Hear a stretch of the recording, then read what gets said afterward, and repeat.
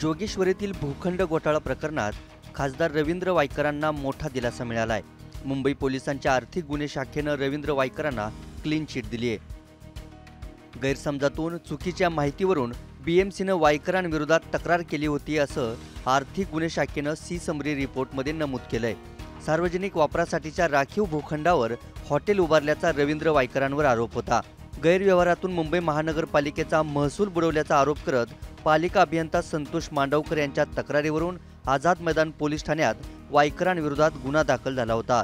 भाजपच्या किरीट सोमय्या यांनी या प्रकरणावरून 500 कोटींचा घोटाळा झाल्याचा आरोप करत वायकरांसह उद्धव ठाकरेंवर हल्लाबोल केला होता।